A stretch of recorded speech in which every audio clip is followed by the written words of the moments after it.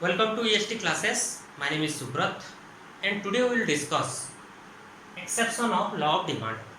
In our earlier class we have already discussed the slope of the demand, law of demand, then reason for downward sloping demand curve, etc. So today we will discuss exception of law of demand. So in normal situation there is a inverse relationship between price and quantity demand. According to law of demand, other thing remaining constant, there is an inverse relationship between price and quantity demand.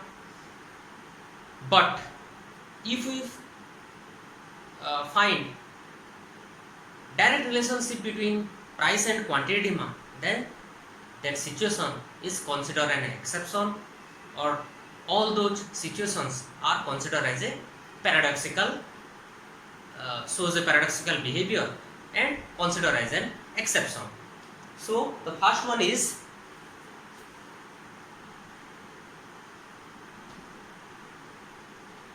given goods.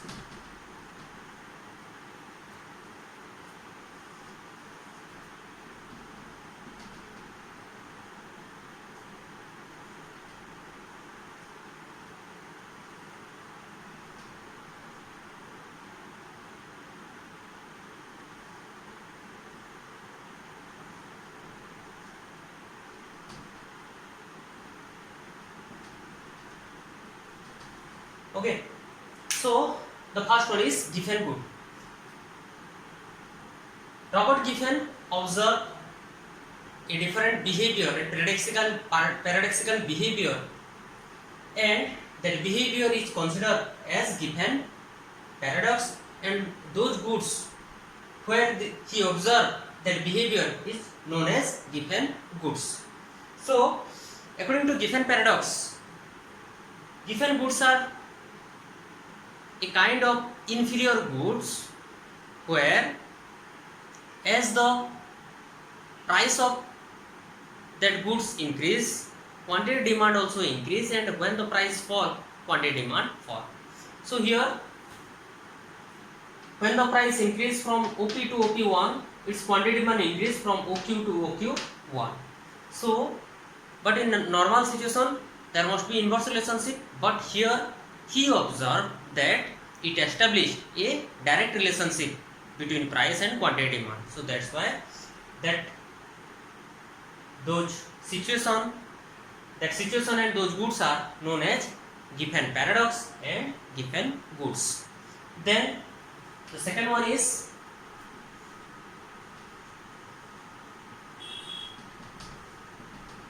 prestigious goods. It is also known as Wavelength effect.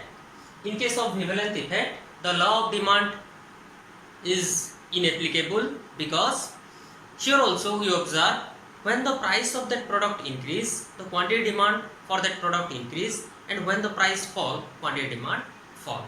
So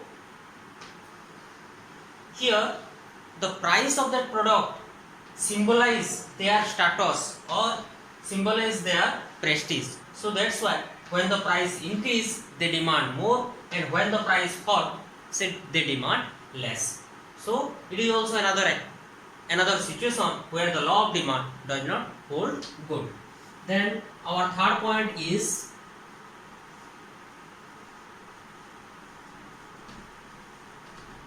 demonstration effect. Here demonstration effect, the concept of demonstration effect was given by Dusanberry. According to that situation, or as per that situation, people imitate the lifestyle of other, and when they try to imitate the lifestyle of other, they demand various type of goods or various goods for their imitation, and when they imitate, whether the price is high doesn't matter, but they demand more and more. So here also, in case of demonstration effect also, as the people try to imitate other, during their imitation or they demand various goods. If the price of that goods is increasing, still the demand for those goods increase. So here also law of demand doesn't hold good. Then our fourth one, price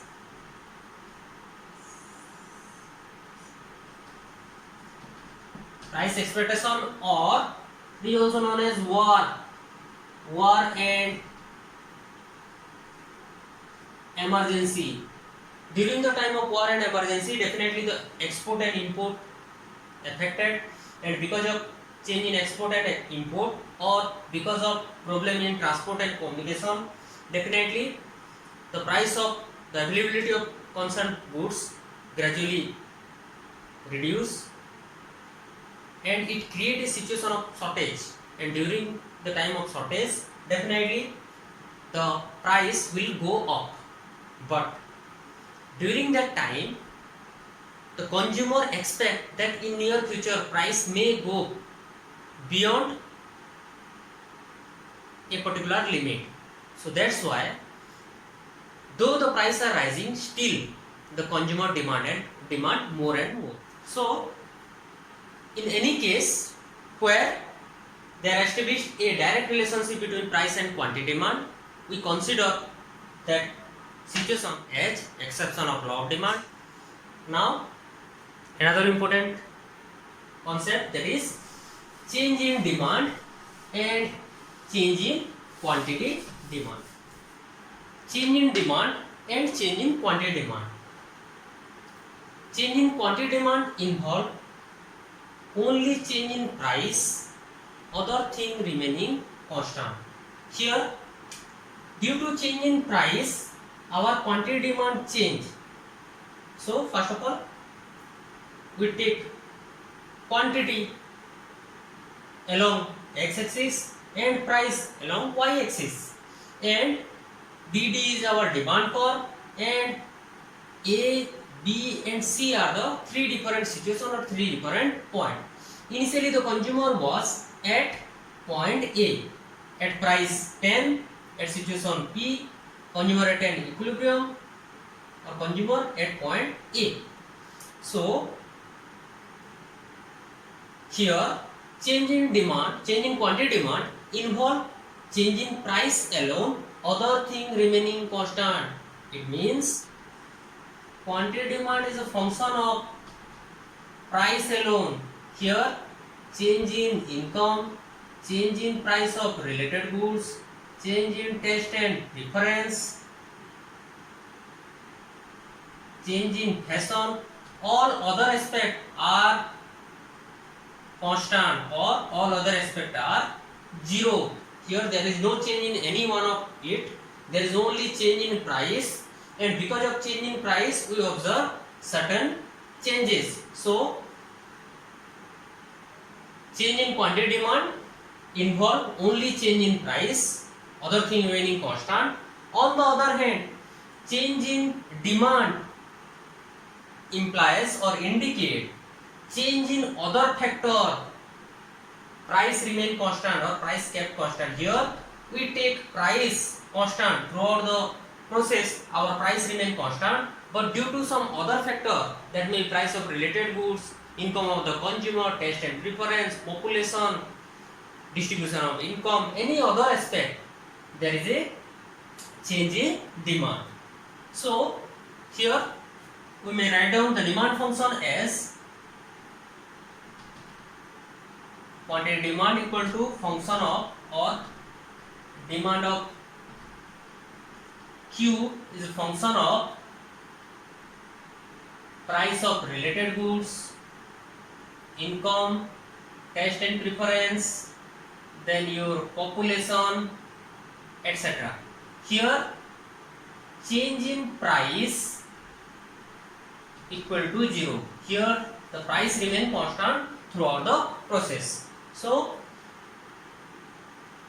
here there is only change in price, and here other thing remaining constant, but here there is constant in price and change due to some other factor. Now So that means it is a single valued function. Here only change in price leads to change in its quantity demand. But here this is a multi-valued function that change in demand may be due to price of related goods, may be due to income, may be due to taste and preference, may be due to population, may be due to income distribution, etc. So it is a single valued function, it is a multi-valued function. Here again, when we move from point A to point C, for example, when we move from point A to point C, our demand increase from OQ, our demand